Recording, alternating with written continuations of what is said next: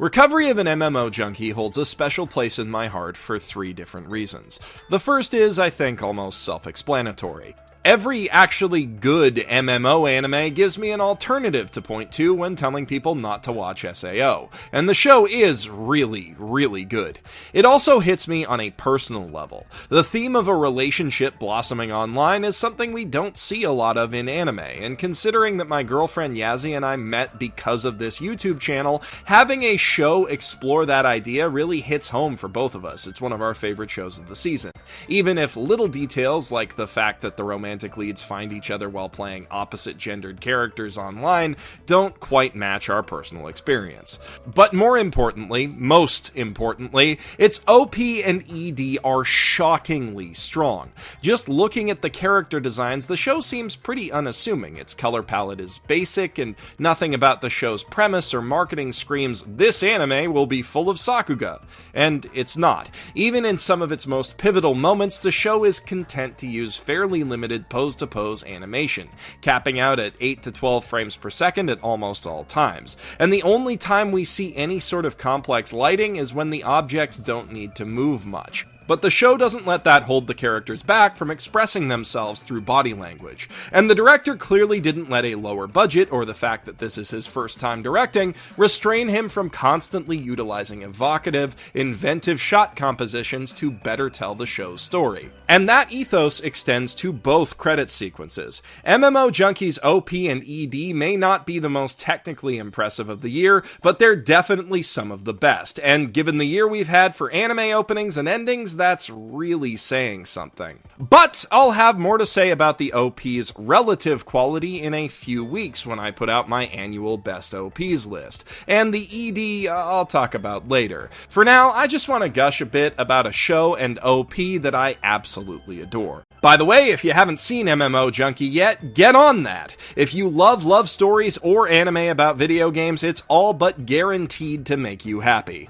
And since Crunchyroll has the series and the season is just wrapping up, you can watch the whole thing free with a 14-day free trial at crunchyroll.com/basement. They were kind enough to sponsor this video, so go show them some love. This video is going to be a bit spoilery, so go do that if you want to get caught up before you watch it. The OP starts with a flurry of sketchy art from the original web manga, followed by one of my favorite character introduction sequences of all time. Instead of seeing them out in the world, we meet every one of the show's heroes as they build their avatars in the character creation screen, with each one morphing into the next as we jump between menus. This is a cool way of showing the connection between the characters, and the show even manages to sneak in some character details here, like how Himerelda is actually a woman IRL. Moreover, the way that the morphing animation, which is also applied to the title, syncs up with the music is positively hypnotic. But what's really neat is that this trippy sequence doesn't actually break any of the rules of the show's world. There are no in-between frames where the morphing characters look like a cross between one another. There's always a hard cut between different character models. And the morphing animations and camera movement are all driven by the mouse cursor interacting with the customization menu, changing character body types, picking out victory poses, or selecting their outfits. The smooth animation in the background makes it a lot trickier, but in theory, you could make this whole sequence yourself as a machinima using a real MMO's character creation tools. It would just take frame-perfect timing and a lot of patience. After our title card, we're formally introduced to the show's protagonist, Moriko Morioka, as she sits in a darkened room spinning in her office chair. This is something that we all do when we feel bored or listless, which is the exact emotion that we see on her face in close-up. And by cutting in on her already spinning and cutting out before the spin ends, we get the impression that this is a perpetual state for her. This is a really effective shot. It sells the idea that Moriko feels stuck in her current way of life, while the spinning motion with the camera locked on her perspective conveys her inability to find stability in the real world. It's also a very cheap shot to make on a computer. The whole thing consists of just 5 layers. Moriko herself, the floor underneath her, the light from the window and the shadow of her feet, both of which we only see for a fraction of a second, and a transparent black and white gradient on top that creates the impression of light and shadow falling on the rest of the scene. Out of these layers, only Moriko is actually animated, the rest are just driven by computers, and even then, just barely. Her hair and sleeves are the only part of her that actually move, and the loop of them blowing around is only 11 frames long, although the movement of the hair is so chaotic that you don't really notice it looping. Aside from that, the only thing that actually changes on her is a digital lighting effect applied to her legs as they move through the light, which gives the shot a greater sense of 3D depth since that doesn't affect her head. From storyboard to finished version, this shot probably only needed a fraction of the show's staff and a few hours or days of work, yet it works perfectly. And by reusing the assets from it in a creative way later on, they're able to turn them into a solid 10 seconds of footage, 1/9 of the total OP. And the later shot doesn't just rehash the earlier one, it advances the story, showing a bit of growth on Morioka's part as she stops spinning, stands up, and leaves the chair to spin on its own while the camera remains locked in place. This shows her making a decision to take a step forward. And that step is also smartly done. It looks like a really complex, high-quality shot at first glance, but if you slow it down, you see that both the background and Moriko's foot are static drawings, and that the only thing that actually moves is the digital lighting on the back of her leg. Likewise, the sunset playing on her cat clock is literally just a gradient moving across the screen, with a totally inaccurate, by the way, shadow being stretched across the table surface underneath it. None of the other lighting in the shot changes at all, yet in motion it looks really good. I'm getting a bit ahead of myself by talking about this before other stuff, but I'm genuinely amazed at how many corners they were able to cut in this OP without making it look like they cut any.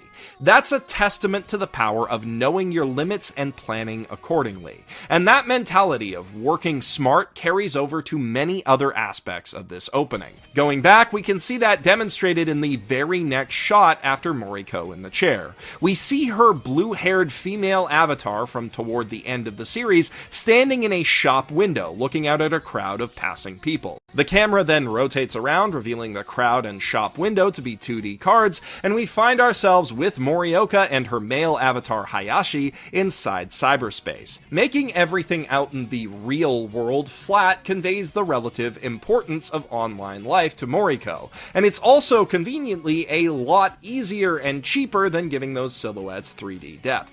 Interestingly, this is the only shot in this whole OP that changes at any point during the show's run, and in a break from convention, the change actually makes it less real. In the first 2 episodes, the shot shows an entire hand-drawn street around the shop window, and we only see Hayashi momentarily in one of the other windows. From episode 3 onward, the window art is swapped for something more abstract and fake-looking, and a Tron-esque grid is added to the background behind Moriko, along with Hayashi just sort of standing there. Moriko also now has a hand pressed against the glass, showing her desire to be part of the real world and her difficulty breaking through to it.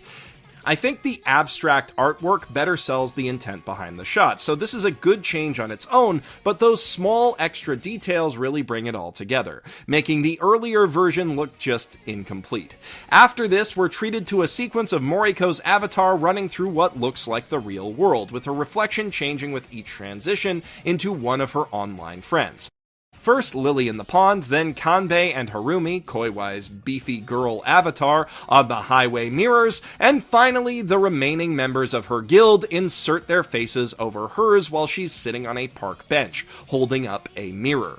This is a cute way of showing us a bit of the guild's personalities, but it tells us a lot more about Morioka, namely that she's shy and prone to changing bits and pieces of her identity to suit whoever she's talking to. All of the aimless running around, meanwhile, indicates that she's lost in life and trying to find herself. Between this and Welcome to the NHK, it seems like there's just something about portraying the NEET and hikikomori condition that gets the creative juices flowing for animators.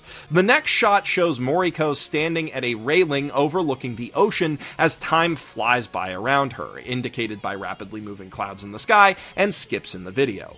Over this and the next shot, Megumi Nakajima sings my favorite lines of the song. As I remove my imaginary mask, this Saturday night starts to take another step forward. We see that step as she works up the courage to get out of her chair, and right after that, we jump to Hayashi standing at the edge of a lake, looking out as Lily dances around on its surface. The lyrics indicate that, to Moriko, Lily is a brilliant brightness that illuminates the future, leading her on, a dream and a light. It's a beautiful, romantic moment, and in the water we can see that both Hayashi and Lily's reflections are their own, indicating that they have both taken off their masks and that they're able to be their true selves around each other. This is followed by two cute shots of the other main pairs in the at-house party guild. Kanbei sorting through loot with Lilac, who seems to have a crush on him in the show, though she also seems to have one on Hayashi, which won't work out for obvious reasons, and Himerelda surprising her IRL husband, Pokotaro, as he's fishing.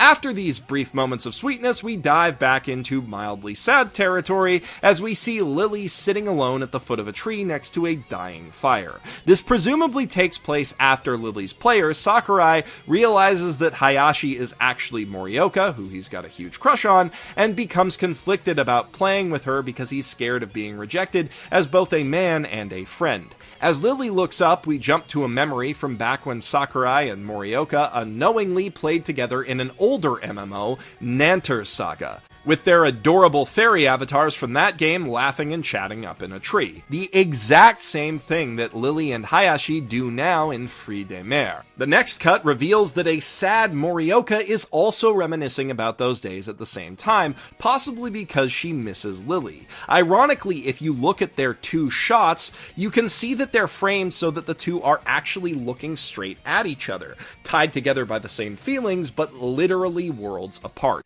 We see one last shot of light playing over Moriko's cat toy as dawn rapidly breaks, and the shading is actually detailed correctly and properly animated here, looking a lot more impressive than it did before, although the shading on the bed behind it doesn't actually change. This shot, which is probably the best single bit of animation in the whole OP, again conveys the idea of life moving by at a rapid clip while Moriko is at a standstill, echoing her struggle in the plot and in the show.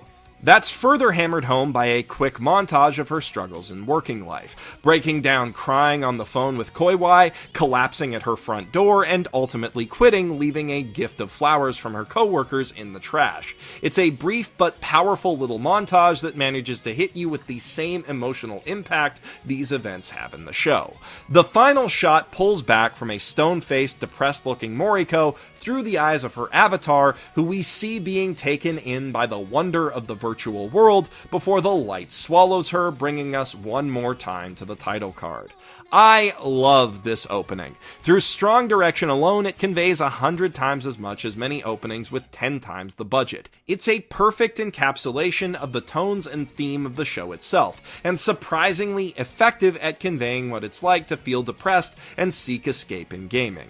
In every respect, Recovery of an MMO Junkie is a testament to the power of good direction and writing over high production values. It is one of my favorite shows this year, and one of the best romantic dramas I've seen in many. I hope you guys have been enjoying it as much as I have, but if you've hit the end of this video without doing so, let me remind you one more time that you can watch the series and hundreds more on Crunchyroll.com, the internet's premier anime streaming service. Crunchyroll was made by weebs for weebs, which means it's expressly designed to let you watch anime the way that you want to. You can browse shows by genre or by season, and with one click, add them to your handy queue that makes it a snap to keep track of everything you're watching and everything you want to watch across multiple platforms, including iPad, PS4, Nintendo Switch, everything. It's literally on everything.